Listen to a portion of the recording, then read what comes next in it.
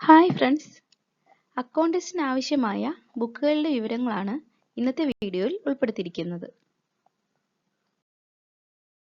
Kerala PSC ജീവനക്കാർക്ക് വേണ്ടി നടത്തുന്ന വകുപ്പ് തല പരീക്ഷകളിൽ കോമൺ ആയി എല്ലാ വകുപ്പുകളിലും ഉള്ളവർ എഴുതേണ്ട പരീക്ഷകളാണ് അക്കൗണ്ട് ടെസ്റ്റുകൾ. ഇവ ലോവർ, ഹയർ എന്നിങ്ങനെയായി 4 വീതം പേപ്പറുകൾ ഉണ്ട്.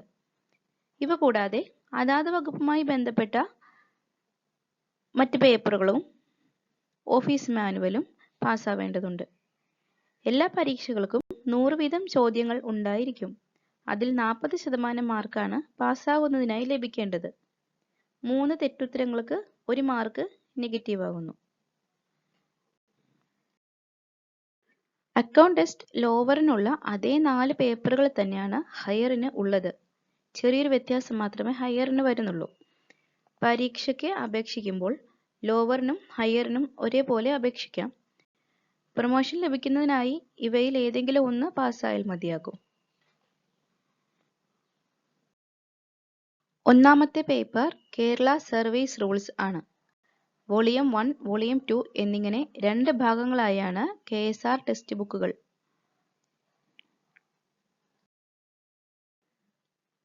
പേപ്പർ 2-ൽ Kerala financial code volume 1, volume 2 എന്നീ ബുക്കുകളും കേരള ബഡ്ജറ്റ് മാനുവൽ എന്ന ബുക്കുമാണ് ഉള്ളത്. പേപ്പർ 3 കേരള അക്കൗണ്ട് കോഡാണ്. ഈ പരീക്ഷയ്ക്ക് Kerala account code volume 1, introduction to Indian government accounts and audit 5th edition എന്നീ 2 ബുക്കുകളാണ്. ഇവയിൽ അക്കൗണ്ട് കോഡ് ടെക്സ്റ്റ് ബുക്ക് മാത്രമേ നമുക്ക് എക്സാം ഹാളിൽ ഉപയോഗിക്കാൻ സാധിക്കൂ.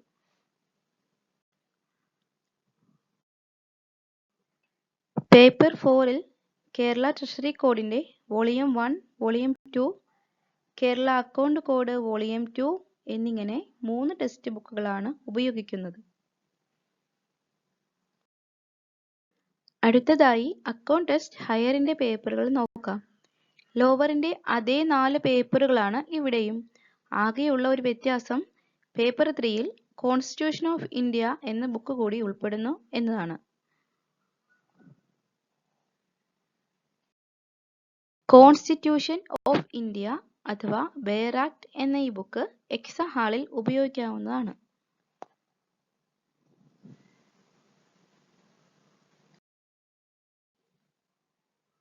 ഗവൺമെന്റ് അംഗീകൃത ബുക്കുകൾ മാത്രമേ നമുക്ക് എക്സാം ഹാളിൽ ഉപയോഗിക്കുവാൻ പറ്റുകയുള്ളൂ. മറ്റ് ഗൈഡുകളോ മലയാള പരിഭാഷാ പുസ്തകങ്ങളോ ഒന്നും തന്നെ ഉപയോഗിക്കുവാൻ സാധ്യമല്ല.